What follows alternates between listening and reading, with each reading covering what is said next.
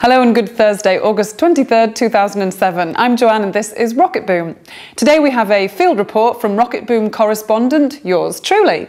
I recently had the pleasure of getting inside some stuffed animals, as well as the vivid imagination of Kent Rogowski. Here's bears as you've never seen them before. A lot of my work deals with taking existing objects and trying to make you look at them in a different way, just by doing simple things with them. I was interested in working with stuffed animals, and I had them kind of sitting around my studio. I wasn't really sure what I was going to do with them, and one day I looked at them and just wondered what they looked like on the inside. My favorite part of the project, and one that I hope really comes across, is that the bears become contradictions. When you think of a teddy bear as it's normally constructed, it's very simple, it's completely innocuous, and it is basically very bland. But when they're inside out, I think they're much more complicated. I feel like they embody opposites. So when one bear, it'll be incredibly hideous. But the more you look at it, you realize that it's also very cute at the same time. But it's not one or the other. It's those things combined at once. That is, for me, the part that I enjoy the most. Because I don't think you encounter things very often that contain contradictions in that way.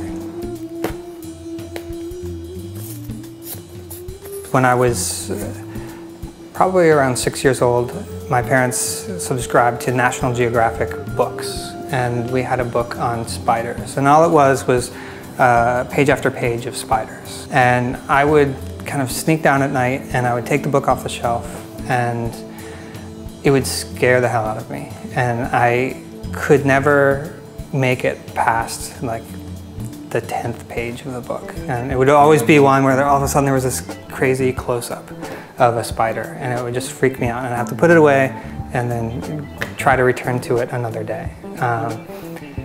And hopefully I can create that experience for someone else, especially a little kid. Like I would be very excited if they were totally horrified by this, but they could not stop looking.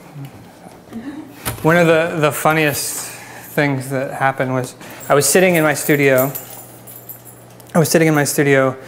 Late at night, you know, this pile of stuffed animals, and I got to the bear that I bought at Toys R Us that day, and I just picked it up and I stuck the scissors in its back, and I started like cutting up the back, and I hear this little voice, and it says, "I don't feel well." And it was the creepiest thing. And when I turned it around to look at it, I hit, I guess I triggered one of the other sensors on its body, and I was like, my head hurts. It was really creepy. They always look like they're in shock. Like they just witnessed something horrible.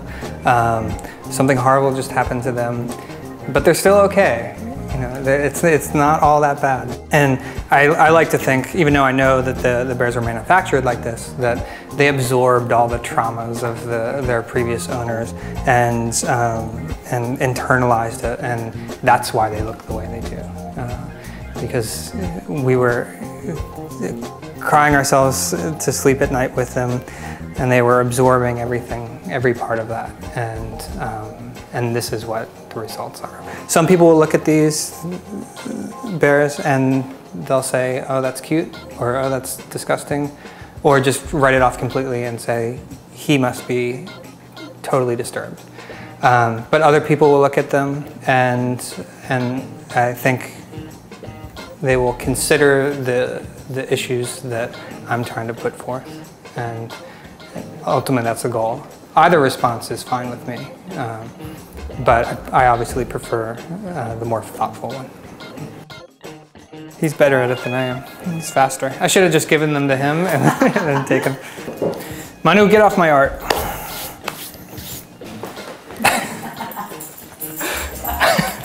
Manu, come here.